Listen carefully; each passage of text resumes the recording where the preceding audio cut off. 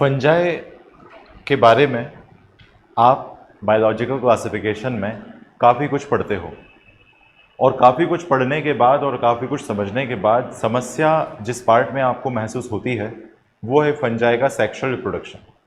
Fungi के पास sexual as well as asexual reproduction करने के दोनों ऑप्शन अवेलेबल हैं। सेक्सुअल के साथ साथ वो एसेक्सुअल रिप्रोडक्शन भी कर सकता है। फंजाई रिप्रोडक्शन के लिए बर्डिंग, स्पोर फॉर्मेशन और सेक्सुअल रिप्रोडक्शन का सहारा लेता है। अब तक की क्लासेस में कई सारी बातों को मद्देनज़र रखते हुए आपने इतना तो जान ही लिया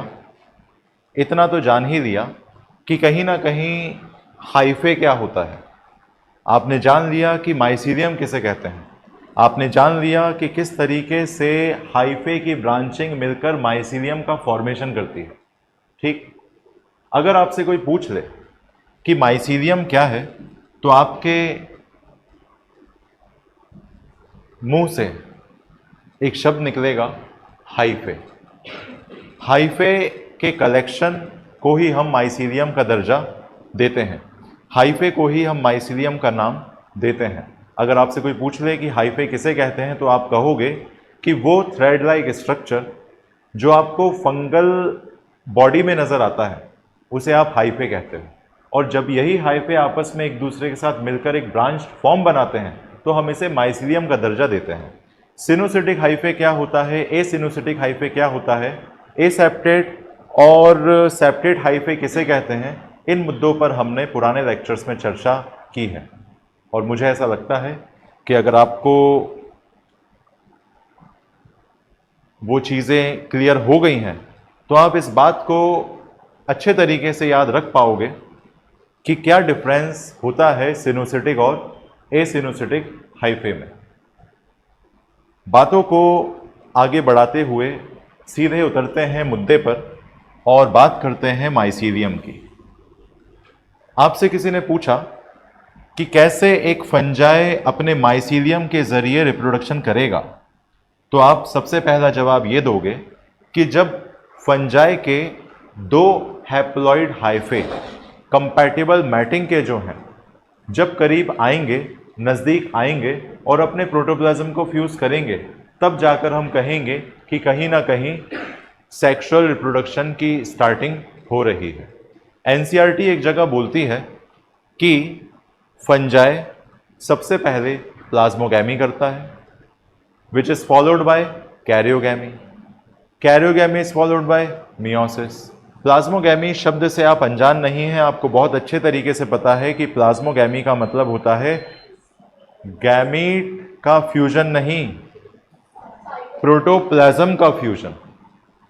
दो हाइफे जो कंपैटिबल हैं एक दूसरे के साथ, दो हाइफे जो थ्रेड लाइक स्ट्रक्चर हैं फंजाई के, अगर वो एक दूसरे के साथ कंपैटिबल हैं, एक दूसरे के साथ वो सुरक्षित महसूस करते हैं, तो वो अपने आप को फ्यूज़ कर लेंगे, दोनों हाइफे एक दूसरे के नज़दीक आ जाएंगे। फॉर एग्जाम्पल, एक हाइफे अगर ये है, इसे मैं प्लस टाइप से रिप्रेजेंट करूंगा, इस हाइफे को मैं नेगेटिव टाइप से रिप्रेजेंट करूंगा। इस तरह से मैं दो हाइफे को डिफ्रेंशिएट कर सकूंगा, एक को मेल कंसीडर करूंगा, दूसरे को फीमेल, क्योंकि जब जब सेक्सुअल प्रोडक्शन की बात होती है तब तब हम मेल और फीमेल की बातें करते हैं।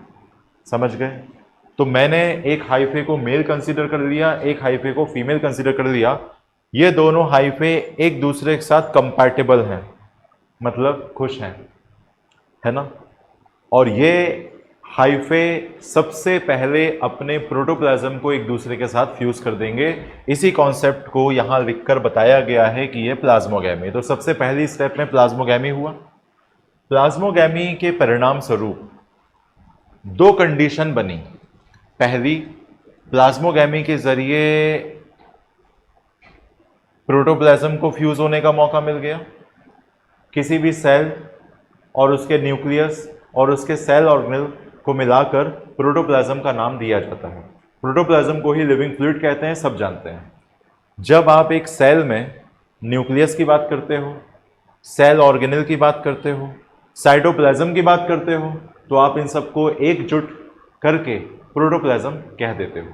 तो सबसे पहले आपने दोनों हाइफे को आपस में क्लोज लाकर उनके प्रोटोप्लाज्म को फ्यूज करा दिया। प्रोटोप्लाज्म के ही फ्यूजन को प्लाज्मोगैमी कहते हैं, इस बात से आप अनजान नहीं हैं। प्रोटोप्लाज्म फ्यूज हो गए तो धीरे धीरे न्यूक्लियस भी फ्यूज होने लगेंगे, धीरे धीरे न्यूक्लियस भी फ्यूज होने लगेंगे।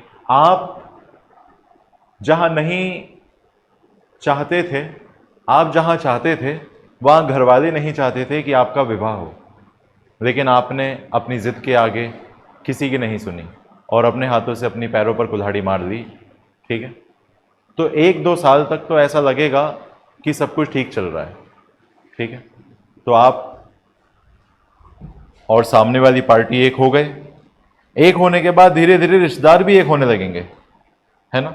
धीरे धीरे जो लड़की के माता पिता हैं और लड़के के माता पिता हैं वो भी कहीं ना कहीं जो है एकजुट हो जाएंगे एक वक्त के बाद, ठीक है ना। धीरे धीरे नफरत प्यार में बदलने लगेगी रिश्तेदारों की, ठीक है, और दोनों पार्टी के सभी सदस्य आपस में मिलने जुलने लगेंगे। ठीक उसी तरह सबसे पहले प्रोटोप्लाज्म फ्यूज होता है, समझ चुके हो आप ये। उसके बाद न्यूक्लियस का फ्यूजन होता है जिसे कैरियोगैमी कहते हैं, और न्यूक्लियस के फ्यूजन से 2 कंडीशन हमें देखने को मिलती हैं। पहली,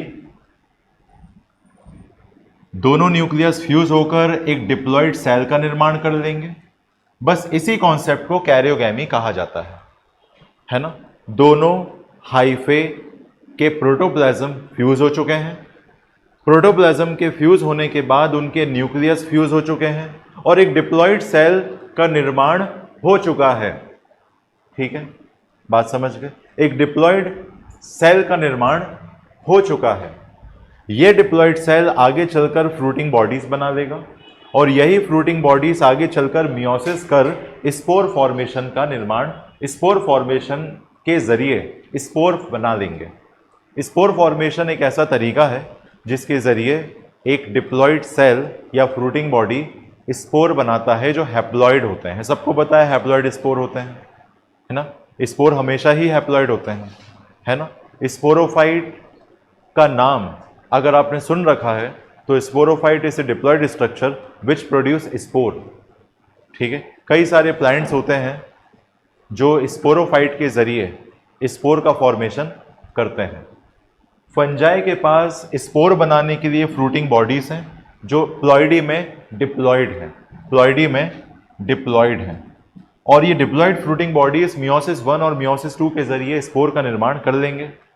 स्पोर आगे चलकर फेवरेबल कंडीशन में जर्मिनेट करेगा और जर्मिनेशन के परिणाम स्वरूप जो चीज़ हमको मिलेगी वो माइसीलियम होगी, और ये माइसीलियम अगेन अपने कंपैटिबल हाइफे को आगे चलकर फ्यूज कराएगा। वो हाइफे आगे चलकर जो है अपने प्रोटोप्लाज्म को फ्यूज करेंगे। प्रोटोप्लाज्म के फ्यूजन के बाद न्यूक्लियस का फ्यूजन होगा जिसे कैरियोगैमी कहेंगे। फिर अगेन एक डिप्लॉयड सेल बनेगा, फिर फ्रूटिंग बॉडीज बनेगी, फिर स्पोर बनेगा, फिर माइसीलियम बनेगा। तो इस तरीके से ये सेक्सुअल साइकिल चलेगी। आया कुछ समझ में? लेकिन अगर मैं कहता कि दोनों हाइफे जो आपस में फ्यूज हुए कंपैटिबल मैटिंग वाले, उन्होंने अगर अपने प्रोटोप्लाज्म को तो फ्यूज कर लिया लेकिन अपने न्यूक्लियस को अभी फ्यूज नहीं किया, अपने न्यूक्लियस को अभी फ्यूज नहीं किया, प्लाज्मोगैमी परफॉर्म नहीं करी, है ना। तो कहने का जो मेरा मतलब है कि plasmogamy usually followed by karyogamy, but plasmogamy is not followed by karyogamy in some fungi. और इस तरह से सवाल एग्जाम में आएगा तो आपको इसके एग्जाम्पल याद रखना पड़ेंगे, और एग्जाम्पल हैं एस्कोमाइसिटीज, बेसिडियोमाइसिटीज। क्लियर है ना। तो यूजुअली क्या होता है कि plasmogamy is followed by karyogamy, मतलब प्लाज्मोगैमी को कैरियोगैमी के द्वारा फॉलो किया जाता है ना। उसके बाद मियोसिस होता है ना। पी के एम से आपने याद किया था, ठीक है, पी के एम, ठीक है। तो मेरा जो आपसे कहने का मतलब है वो ये है कि सामान्यतः प्रोटोप्लाज्म के फ्यूजन के बाद न्यूक्लियस का फ्यूजन होता है। बस इसी चीज़ को plasmogamy is followed by karyogamy कहते हैं। मैंने कहा I am followed by 10 peoples, मैं 10 लोगों के द्वारा फॉलो किया जाता हूँ, तो मैं उनसे आगे कहलाऊंगा या उनसे पीछे कहलाऊंगा?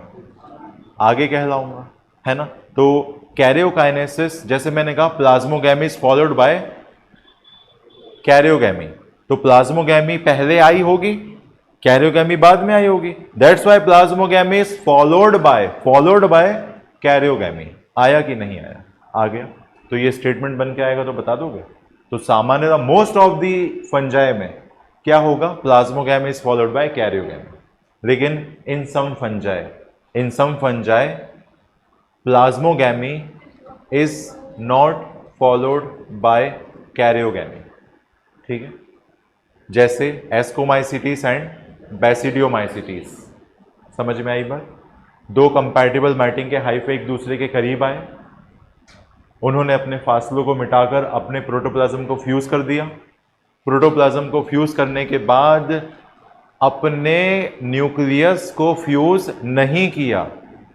न्यूक्लियस को फ्यूज ना करना इज कॉल्ड डाइकैरियोटिक स्टेज, जिसे इंटरवेनिंग स्टेज भी कहते हैं, जिसे बीच में आने वाला एक ऐसा टाइम पीरियड कहते हैं जिसमें न्यूक्लियस फ्यूज नहीं हो रहे, एक दूसरे से दूर दूर खड़े हुए हैं, आपस में फ्यूज नहीं हो रहे, कैरियोगैमी नहीं कर रहे।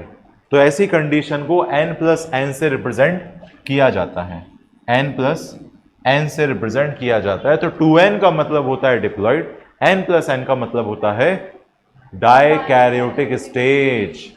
ऐसे न्यूक्लियस जो एक दूसरे के करीब तो हैं लेकिन फ्यूज नहीं हो रहे, इसलिए वो n+n कहलाते हैं। और n+n हमेशा 2n नहीं होता। n+n का मतलब होता है डाइकैरियोफेज, 2n का मतलब होता है डिप्लॉयड फेज।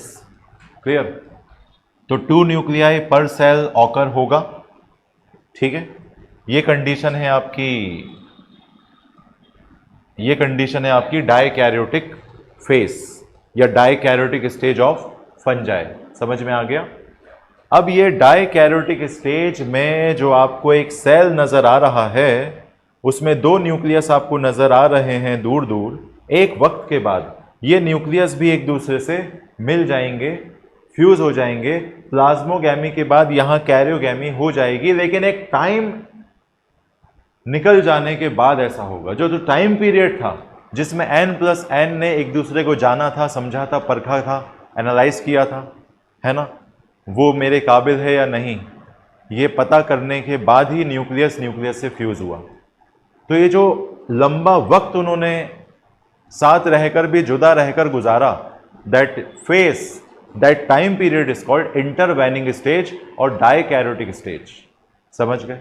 लेकिन अंत में सब भला ही होता है। तो यहाँ पर एक वक्त ऐसा आएगा जब n+n आपस में फ्यूज हो जाएंगे, है ना? समझ गए? तो n+n फ्यूज हो गए, इसको कहा कैरियोगैमी, है ना? कैरियोगैमी हो गया और क्या बन गया? डिप्लॉयड स्टेज आ गई। डिप्लॉयड स्टेज के बाद फ्रूटिंग बॉडीज बन गए। फ्रूटिंग बॉडीज ने मियोसिस किया, रिडक्शनल डिवीजन किया, अर्धसूत्री विभाजन किया और स्पोर का फॉर्मेशन कर दिया। स्पोर जो होता है वो हैप्लॉइड होता है, दुनिया जानती है। फ्रूटिंग बॉडीज डिप्लॉयड होते हैं, सब जानते हैं, क्योंकि यहाँ पर न्यूक्लियस फ्यूज हो चुके थे, इसलिए हमने फ्रूटिंग बॉडी को डिप्लॉयड बोला। आया? तो इसे इस n+n से आगे चलकर क्या बनेगा? डिप्लॉयड स्टेज बनेगा कि नहीं बनेगा? बनेगा, क्योंकि वो न्यूक्लियस फ्यूज हो रहे हैं एक समय के बाद। वक्त उन्होंने लिया लेकिन फ्यूज तो हुए ना। तो ये जो वक्त लिया था ना, बस उसी को डाइकैरियोटिक स्टेज बोलते हैं। मेरे ख्याल समझ में आ गया होगा, है ना? तो डाइकैरियोटिक स्टेज हमेशा ही डाइकैरियोटिक रहता है, n+n हमेशा n+n रहता है? नहीं, ये तो एक इंटरवेनिंग स्टेज है ना? ये तो एक इंटरवल की तरह है जो मूवीज के 2 पार्ट के बीच होता है पॉपकॉर्न और समोसे बिकवाने के लिए। ठीक है? और आप और भी जो है एक्टिविटीज़ करके आ सकते हो। ठीक है? क्योंकि 1.5 घंटे आपको बैठना है, बारिश का मौसम है ना? अभी गदर 2 चल रही है बहुत, है ना? सनी देओल, है ना? कई लोग सनी देओल को सनी देवल बोलते हैं, देवल, सनी देवल, है ना? तो सनी देओल ने गदर 2 से धमाकेदार एंट्री एक बार फिर से ली है ना? और मैंने सुना है काफ़ी सिनेमा घरों में काफ़ी भीड़ चल रही है ना? ऐसा समझ गए बात को? तो n+n हमेशा ही n+n रहेगा? नहीं, है ना? वो n+n जब तक था तब तक उस स्टेज को हमने डाइकैरियोटिक स्टेज कहा था। एक वक्त के बाद वो फ्यूज होकर क्या बना बैठा? डिप्लॉयड स्टेज बना बैठा। वो फ्रूटिंग बॉडीज बना बैठा और फ्रूटिंग बॉडीज ने मियोसिस करके स्पोर का फॉर्मेशन कर दिया। ये स्पोर जब फेवरेबल कंडीशन पाएगा तो जर्मिनेट हो जाएगा और जर्मिनेट करके ये माइसीलियम का फॉर्मेशन अगेन कर लेगा। ये माइसीलियम अगेन अपने हाइफे के जरिए एक बार इस पूरे प्रोसेस को दोहराएगा। इस तरह से हमें फंजाई के सेक्सुअल रिप्रोडक्शन को याद करने में मदद मिलेगी। ठीक है, आपसे किसी ने पूछ लिया कि माइसीलियम की प्लॉइडी क्या है, आप कहना हैप्लॉइड, क्योंकि हाइफे हैप्लॉइड, माइसीलियम हैप्लॉइड, क्योंकि हाइफे से ही माइसीलियम है। हाइफे हैप्लॉइड है तो माइसीलियम भी हैप्लॉइड होगा। ठीक है, माइसीलियम अगर कोई कहे कि डायकैरियोटिक स्टेज पर है, इसका मतलब वो माइसीलियम के दो न्यूक्लियस फ्यूज नहीं हुए हैं, दोनों अलग अलग बैठे हुए हैं। ठीक है, जब वो फ्यूज हो जाएंगे तब आप उस सेल को डिप्लॉइड सेल का दर्जा दोगे। माइसीलियम को कभी डिप्लॉइड कहने की गलती मत करना। मोस्ट ऑफ द फंजाई में दो कंपैटिबल हाइफे मिलकर एक डिप्लॉइड सेल तैयार कर लेते हैं, लेकिन इंटरवेनिंग स्टेज जिसमें आती है उसे उन कुछ फंजाई के बारे में हमें पता होना चाहिए। उन कुछ फंजाई के नाम है एस्कोमाइसिटीज के सदस्य और बेसिडियोमाइसिटीज के सदस्य। तो याद रखेंगे कि एस्कोमाइसिटीज और बेसिडियोमाइसिटीज के जो मेंबर्स होते हैं, एस्कोमाइसिटीज और बेसिडियोमाइसिटीज के जो मेंबर्स होते हैं वो डाइकैरियोटिक फेस रिप्रेजेंट करते हैं। और मेरे ख्याल से आपको इतनी बातें समझ में आ गई होंगी।